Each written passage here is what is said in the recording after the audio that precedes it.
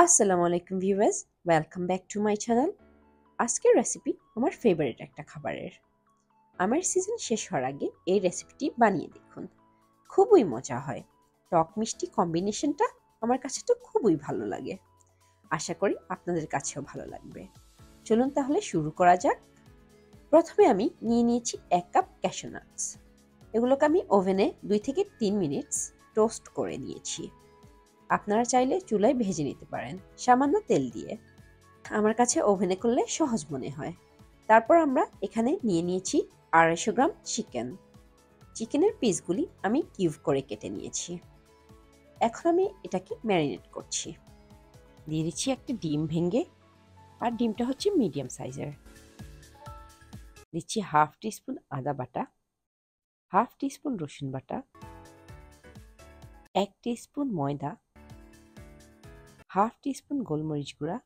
আমি এখানে কালো গোলমরিচ ইউজ করছি। লাগছে স্বাদ মতো লবণ, আর 1 টেবিল স্পুন কর্নফ্লাওয়ার। এবার সবকিছুকে একসাথে ভালোভাবে মিক্স করে নিচ্ছি। 20 মিনিটসের মতো ঢেকে রেখে দিচ্ছি। সেম প্রসেসে আমি প্রনগুলোকে ম্যারিনেট করে নিচ্ছি। আমি চিকেন এবং চিংড়ি দুইটাই একই পরিমাণ রেখেছি।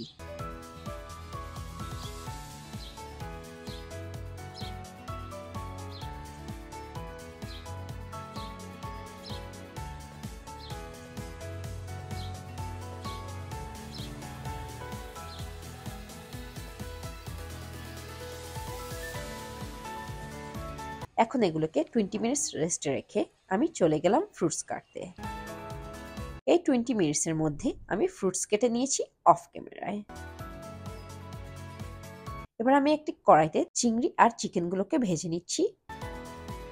চিংড়ি মাছগুলোকে 4 থেকে 5 মিনিটস ফ্রাই করবেন। বেশি ফ্রাই করলে এটার জুসিনেসটা চলে যায়। আর এগুলোকে অবশ্যই ডুবো তেলে ফ্রাই করতে হবে।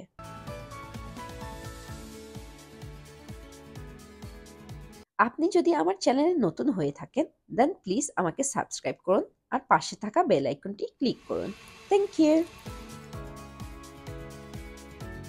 আমার সবগুলো ফ্রাই করা হয়ে গেছে।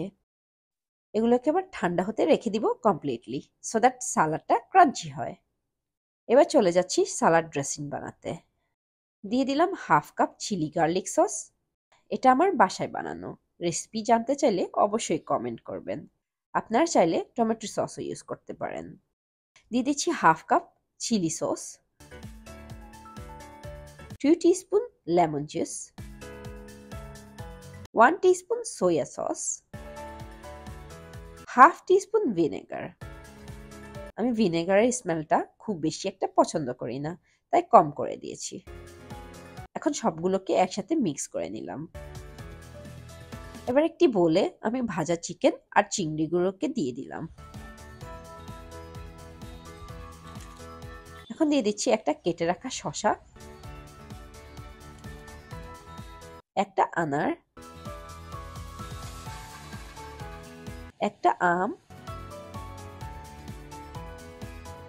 একটা আপেল, 1 কাপ ক্যাশু নাটস। এরপর দিয়ে দিলাম ড্রেসিংগুলি। এখন সবগুলোকে একসাথে মিক্স করে নিচ্ছি। আপনি চাইলে যে কোনো ফল বা সবজি ইউজ করতে পারেন। তৈরি হয়ে গেল ক্যাশু নাট ফ্রুট সালাদ। দেখুন কতটা সুন্দর হয়েছে দেখতে। এই রেসিপিটা আপনি একদম সরাসরি খেতে পারেন, as a snacks option or fried রাইসের সাথে সার্ভ করতে পারেন। এই রেসিপিটা ট্রাই করবেন, আশা করছি ভালো লাগবে। আর ভালো লাগলে আপনার ফ্রেন্ডস আর ফ্যামিলির সাথে শেয়ার করতে কিন্তু ভুলবেন না। আমার চ্যানেলটি সাবস্ক্রাইব না করে থাকলে প্লিজ সাবস্ক্রাইব। আল্লাহ হাফেজ।